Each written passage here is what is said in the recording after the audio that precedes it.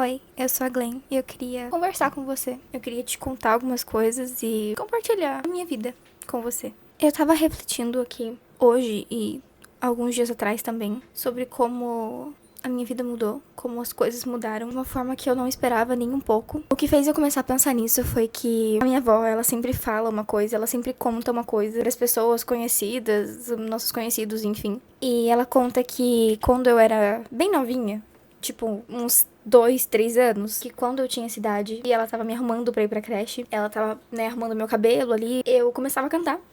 E não cantar músicas que eu conhecia, mas começava a inventar músicas sobre as coisas que eu tava vendo ao meu redor, coisas que estavam no quarto ou, Mas ela conta que eu cantava, eu ia colocando, encaixando as coisas na letra da música e, tipo, meio que fazia um pouco de sentido. Eu rimava as palavras que eu ia colocando na música. Eu não lembro disso. Mas foi isso que fez eu pensar nessa mudança drástica em como a vida é uma caixa de surpresas. Quando eu tinha uns 6 anos, e parece que isso foi ontem, eu ganhei o violão do meu pai. Eu não morava com meu pai, nunca morei com meu pai, porque ele mora em outra cidade, em outro estado até, na verdade. Então, meu pai não foi muito presente na minha vida, mas nessa época ele tentava ser mais presente. Mesmo que ele estivesse em outra cidade, ele mandava algumas roupinhas pra mim, alguns presentinhos. O engraçado é que eu não aprendi a tocar violão.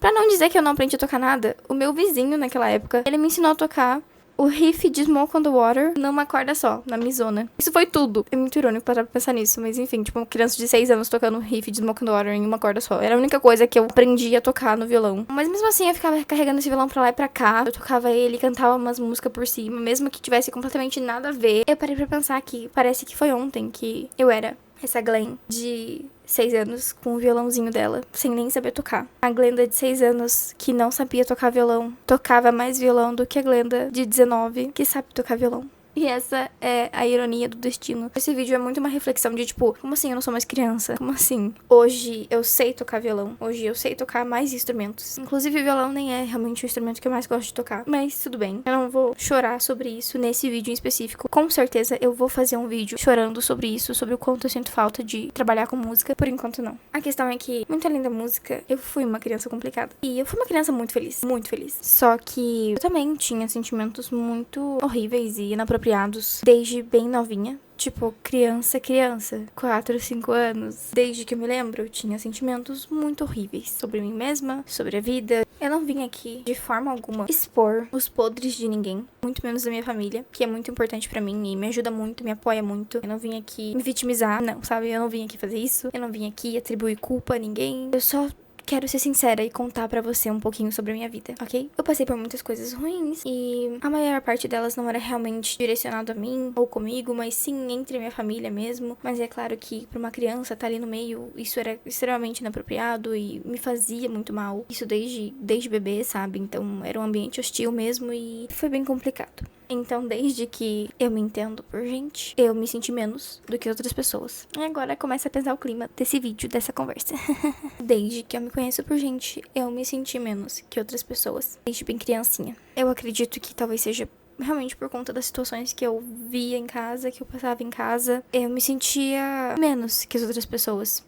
Eu me sentia diferente, e um diferente ruim. Eu ia na casa das minhas amigas, das minhas amiguinhas, dos meus coleguinhas, e não tinha aquilo. Não tinha aquele tipo de dinâmica familiar. Os meus amiguinhos sabiam como era a minha casa, como era a minha dinâmica familiar. Eles sabiam dos podres da minha família e da minha casa. Então, eu me sentia diferente deles. Diferente ruim.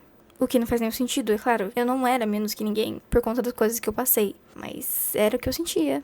Realmente eu sei que eu falei aqui várias vezes já, que eu me sentia menos que outras pessoas, mas é que essa é uma coisa que me perseguiu durante muitos anos da minha vida. Bom, ainda me persegue, eu tô melhorando, mas a gente vai chegar lá. Mas isso me perseguiu muito, e pra exemplificar eu queria trazer uma lembrança minha. Teve um dia que eu tava na casa de um coleguinha meu vizinho. Tava eu, ele e mais uma amiga minha. Eu devia ter uns 7 anos e a gente queria brincar de fazer parkour. Sim, de fazer parkour. Essa era a brincadeira. Eles queriam subir no muro da casa dele. E andar, assim, tipo, só andar no muro. Literalmente isso, ficar de pé no muro e andar. E eles subiram no muro e conseguiram subir. E, tipo, eles estavam gostando da brincadeira. Só que quando chegou a minha vez de subir, eu não consegui subir. Não foi exatamente porque eu não consegui subir, tipo, uma limitação física, mas eu tinha medo de altura. Então eu não consegui subir no muro. Eles tentaram me motivar a subir e tudo bem. Eu sei que foi foi pra tentar me ajudar. Mas quanto mais eles tentavam e eu não conseguia, pior eu me sentia. E depois eles desistiram, porque eu comecei a chorar. E eles entenderam, e eles ficaram tranquilos, eles falaram que tava tudo bem, que a gente podia brincar de outra coisa. Então eles não zoaram, eles não riram de mim, nem nada desse tipo, pelo menos não que eu me lembre. Só que nesse momento eu já tava destruída, eu já tava quebrada, eu já tava muito triste. E eu tava chorando muito. Não era um choro só de, tipo, estar desapontada porque as outras crianças estão brincando no muro e eu não. Mas era um choro de vergonha. Realmente, eu me sentindo menos e me sentindo muito envergonhada de mim mesma por não ter conseguido subir no muro. Me sentindo muito incapaz, me sentindo menos, me sentindo inútil, sentindo que eu estraguei a brincadeira porque eu não consegui subir no muro. E eu tinha 7 anos. Eu não sei se as crianças de 7 anos deveriam sentir esse tipo de sentimento. Mas eu senti e foi horrível. Eu fiquei morrendo de vergonha mais ainda por estar chorando, é claro. Eu fiquei super magoada, fiquei triste. Eles tentaram falar que tava tudo bem e tal, mas a gente era tudo criança, então eles também ficaram meio que sem saber o que fazer. Isso é só um exemplo que eu queria trazer pra você entender como eu me sentia. Sabe, eu fui essa criança super insegura. E como eu disse, eu realmente queria reforçar que eu não vim aqui me fazer de coitadinha. Eu só quero que você conheça um pouco sobre a minha vida. E que talvez isso te ajude a perceber que as coisas que você passa, tem outras pessoas passando por coisas parecidas ou passaram por coisas parecidas e você não tá sozinho, sabe? Alguém te entende. Essa era eu, criança. Eu era uma criança muito insegura. Era uma criança com muito complexo de inferioridade. E muito sensível, uma criança hipersensível. Como eu disse, eu era muito feliz, fui uma criança muito feliz, eu fui uma criança criativa, eu fui uma criança que adorava música, muito mesmo. Mas eu era muito sensível também, muito sensível.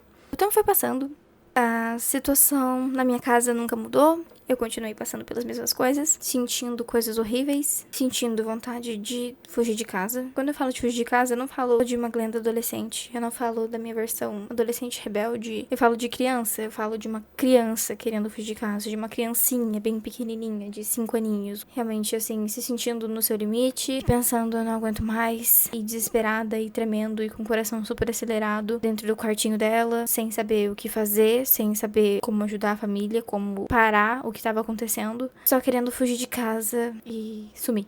Com aquela imagem dela montando a mala dela, arrumando a mala dela e indo embora pra sempre. Essa fui eu criança. Essa era uma coisa que eu vivi enquanto criança e que eu vivi durante o resto da minha vida. Muito sensível, realmente sempre no limite. A Glenda de 6 anos sentiu isso. A Glenda de 7 anos sentiu isso. A Glenda de 8, 9, 10, 11, 12, 13, 14. Nessa época, então, nossa, ali a partir dos 9, eu acho, começou a piorar tudo. Tiveram mais situações horríveis ainda acontecendo, mas não só por isso, mas porque eu comecei a crescer e entender o que estava acontecendo. Então, eu já não era criança e, tipo, que só sabia que tinha uma coisa ruim acontecendo. Não, agora eu entendia o que estava acontecendo. Então, a Glenda de 9, 10, 11, 12, 13 anos, 14, 15 e 16 e 17 e 18. Todas essas sentiram esses sentimentos horríveis. Nos meus 15, 16 anos, realmente eu tava, assim, muito explosiva. Eu sabia que tinha uma coisa errada na minha cabeça. Tinha uma coisa errada comigo. Eu sabia que eu era problemática e eu tentei procurar ajuda. E agora a gente entra numa das partes mais importantes desse vídeo. Eu, na adolescência, a partir dos 14, se eu não me engano, com 14 anos, eu fui pela primeira vez na psicóloga. Então, eu comecei a procurar ajuda. E eu procurei mais de uma vez. Mas eu não consegui manter nada. Eu não consegui continuar indo na psicóloga nenhuma das vezes. Eu passei por umas 5. A maior parte delas eu fui, tipo, 2 vezes. Ou até teve algumas que eu fui só uma vez. E eu cheguei a consultar com um psiquiatra também. Eu odiava todos que eu ia. Eu odiava todos. Eu não gostei de nenhuma psicóloga que eu fui. Cada psicólogo tem o seu jeito de trabalhar. E talvez realmente só não era pra mim. Aqueles psicólogos não sabiam me atender. Talvez eles saberiam atender você. Então eu não quero criticar a abordagem de nenhum psicólogo aqui nesse vídeo. É meio besta falar isso, que não foi eficaz, sendo que eu nunca realmente mantinha terapia. Todas as vezes que eu ia na psicólogo, eu voltava pior. Eu voltava muito pior. E eu voltava pensando, não tem jeito. Não tem jeito pra mim. Eu acho que só pra quem já foi no psicólogo, sabe? Exige esforço. O quanto é difícil você sentar na frente de uma pessoa desconhecida e começar a abrir a sua vida na frente dela, sabe? Realmente contar das coisas mais íntimas, das coisas mais podres, dos sentimentos que você mais se envergonha de sentir. Pra mim, que sempre fui uma pessoa introvertida e tímida e insegura demais, foi horrível. Todas as vezes que eu tive que sentar pela primeira vez na frente de um psicólogo e contar toda a minha vida, e contar o porquê que eu estava ali. Sabe, eu não sei se foi besteira da minha parte, eu não sei se eu deveria ter tentado mais, insistido mais naquela época, tentado ir em mais sessões dos psicólogos que eu não tinha gostado de primeira. De verdade, a sensação que eu tinha era que eu chegava lá e eles olhavam pra minha cara e eles viam só uma adolescente em crise, não uma pessoa que realmente precisa de ajuda, precisa muito de ajuda, uma pessoa que está no seu limite. Essa era a impressão que eles me passavam no atendimento deles, falando de forma super rasa sobre as coisas e sempre falando como se o que eu estivesse passando fosse uma coisa simples. Naquele momento eu não queria que alguém me tratasse assim, eu queria que alguém realmente me olhasse e enxergasse. Eu sei que o papel do psicólogo não é ser seu amigo, não é te dar um abraço, não é mostrar que ele se compadece da sua situação. Eu sei, isso é um papel de um amigo, de uma família, não de um psicólogo. Só que não é isso que eu tô pedindo. Eu realmente digo que, tipo, a forma como eles falavam comigo me passava exatamente essa sensação de que eu não estava sendo ouvida. E de que eles não estavam abrindo os olhos para o que eu realmente estava passando, e sim vendo aquilo como um drama adolescente. Até que chegou uma hora que eu desisti de procurar psicólogo. Então, eu era a pessoa que indicava muito psicólogo para as pessoas que eu conheço.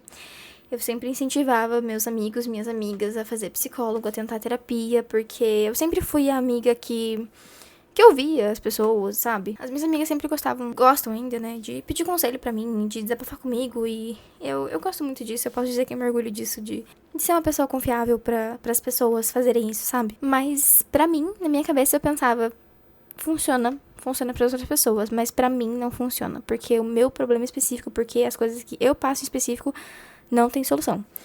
Porque eu achava que, na minha cabeça, os psicólogos simplesmente não gostavam de mim, não, tipo assim, me ignoravam. Óbvio que a famosa adolescência potencializou tudo isso. É óbvio, é claro. Agora sim é o ponto onde eu queria chegar. Mas todos esses sentimentos horríveis que eu comentei que eu sentia, teve uma Glenda. E essa Glenda, não me entenda mal, ela passou por sentimentos complicados. Ela passou por tristezas da vida, mas essa Glenda não passou por esses sentimentos horríveis. E essa Glenda é a Glenda de 19 anos, sou eu. Uma das grandes mudanças que eu percebi e que fez eu começar esse vídeo e falar com você é essa mudança, que eu nunca imaginei que aconteceria. Eu cheguei tão no meu limite, mas tão no meu limite, que a minha família e o meu noivo me incentivaram a ir buscar terapia. E eu não pude ignorar, porque eu sabia que era a minha última chance. Porque eu realmente estava muito no meu limite. Então eu busquei terapia. E olha só, a gente tá em janeiro. Mês que vem vai fazer 1 ano que eu estou em terapia. Eu não sinto mais aquelas coisas. Eu até esqueço que eu já fui aquela pessoa tão infeliz. Eu queria dizer que eu tenho suspeita de borderline. O famoso. Eu não tenho diagnóstico porque eu escolhi não ir atrás, porque é todo um processo pra você conseguir um diagnóstico, e eu teria que fazer isso com um psiquiatra, e eu estou fazendo acompanhamento psiquiátrico também, eu tomo remédio, ok? Eu escolhi não ir atrás disso. Mas sim, eu tenho suspeita de borderline pela minha psicóloga. Eu mesmo, antes de entrar pra terapia, já tinha desconfianças de que eu poderia ter borderline. Tem histórico de borderline na minha família, de pessoas diagnosticadas mesmo com borderline e transtorno bipolar e enfim. Hoje em dia, eu tô tão bem, eu tô tão diferente. Parece que eu não sou. Às vezes parece que eu não sou uma pessoa borderline, porque eu mudei muito. E isso é uma mudança que eu nunca imaginei acontecendo na minha vida, porque eu odiava isso. Eu, de verdade, tinha desistido completamente de fazer terapia. Eu achei uma psicóloga incrível. É ela que tá me acompanhando nessa jornada. Me tornar a pessoa que eu quero ser.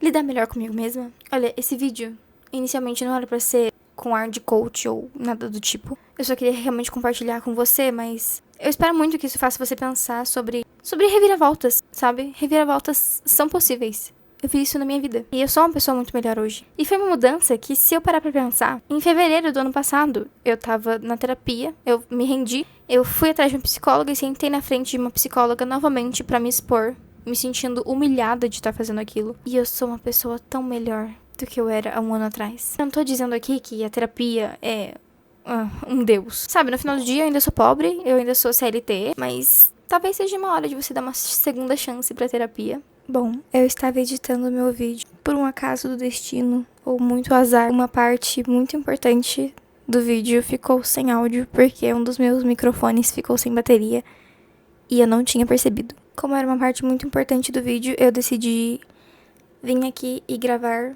eu já estou em outro dia, mas eu decidi gravar pra colocar no meio e vocês entenderem o que eu tô falando. O que eu estava dizendo é que talvez você deveria dar uma segunda chance pra terapia, assim como eu. E não só pra terapia, mas pra coisas que façam sentido pra você. Então, talvez você já pensou em explorar a sua espiritualidade? Às vezes, isso pode ser o que vai te ajudar muito a chegar onde você quer chegar.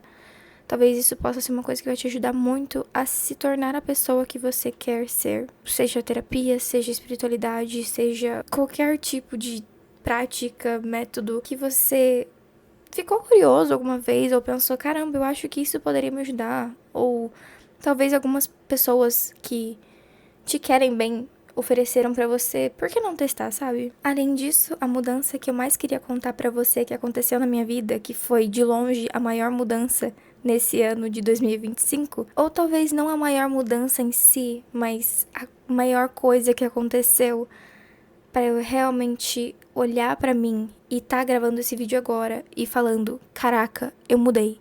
Eu descobri uma gravidez e não foi planejada. Eu não esperava de forma alguma estar grávida. Foi um choque gigantesco pra mim.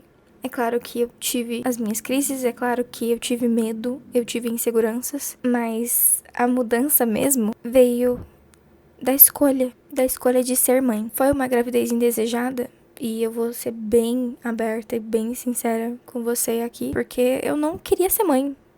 Eu nunca quis ser mãe. Mas por mais que tenha sido dessa forma, eu tive que fazer a escolha de ser mãe. Então essa escolha foi o que fez eu perceber, meu Deus, quem sou eu? Como eu tive coragem de fazer isso? E eu olho pra isso hoje com orgulho. E a minha bebê ainda não nasceu. Faz uns meses aí que eu descobri, que eu tive essa notícia, que eu tive essa surpresa de que eu estou grávida. E minha bebê ainda não nasceu, então as maiores mudanças ainda estão por vir na minha vida. Simplesmente o fato de eu ter tido coragem de manter a gravidez.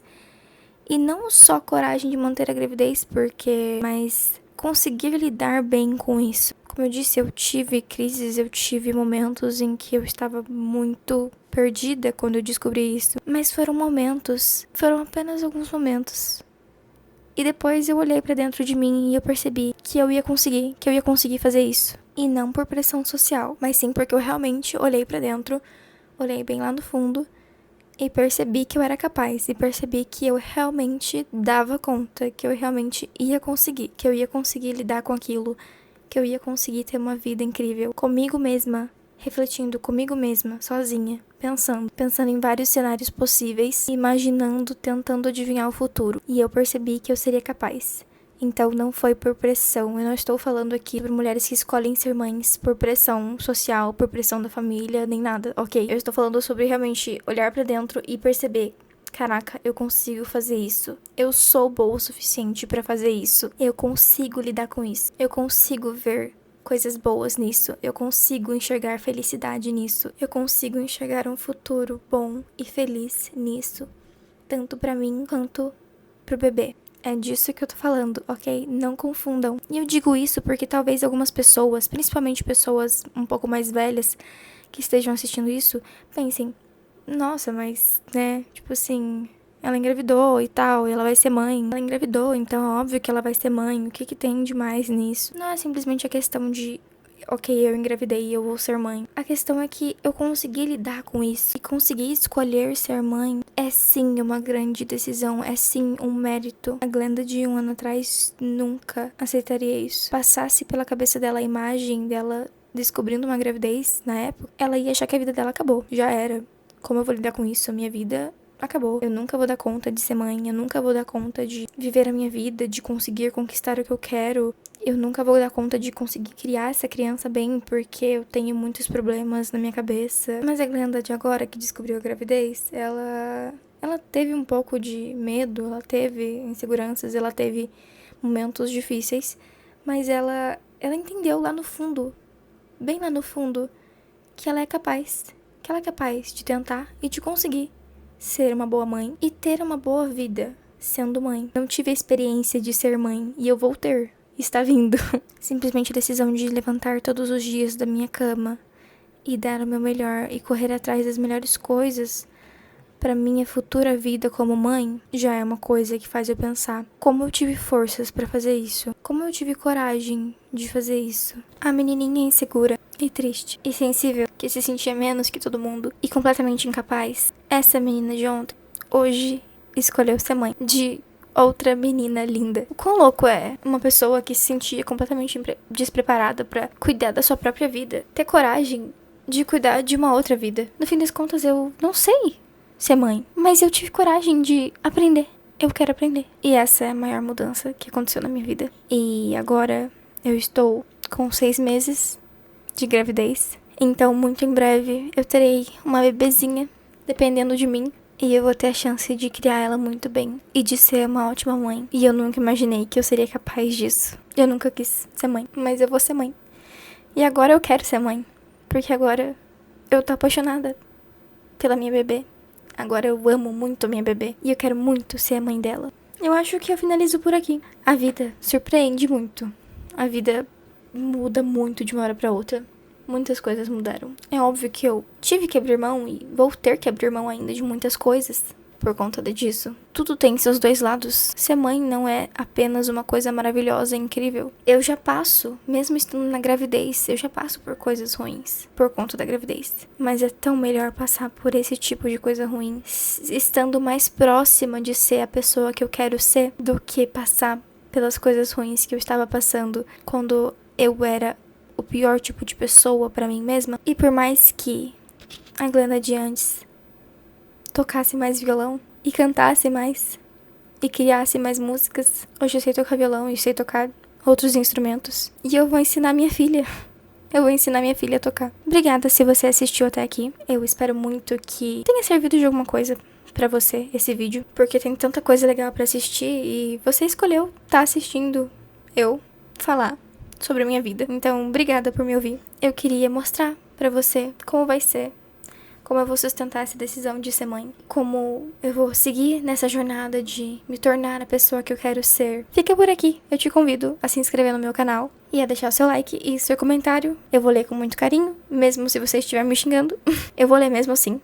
E eu vou considerar o seu comentário com certeza. Se você acha que esse vídeo pode ser relevante pra alguém, manda esse vídeo pra essa pessoa. Eu queria deixar um recado pras mães novas, pras mamães jovens. Talvez tenham meninas ou mulheres aqui que têm aí entre os seus 16 e os seus 20 e poucos anos e que se sentem muito novas e despreparadas pra serem mães e que não planejaram, assim como eu, não planejaram ser mãe e que foram pegas de surpresa e que surtaram com isso. Eu queria pedir pra você ficar por aqui, porque eu queria muito ter uma troca com você, eu queria muito que a gente pudesse conversar e interagir, e eu queria muito poder te mostrar um pouco mais da minha vida como mãe jovem, como uma mãe muito jovem, muito nova, e eu queria que a gente pudesse se apoiar e trocar conhecimentos e trocar realmente essas experiências, e eu sei que a gente se entende de uma forma diferente das outras pessoas. O mundo é bem cruel com mulheres, e com mulheres que são mães, e com mulheres novas que são mães. Se você não é uma mãe,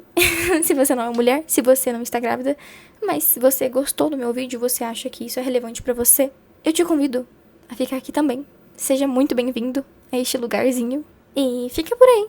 A gente se vê.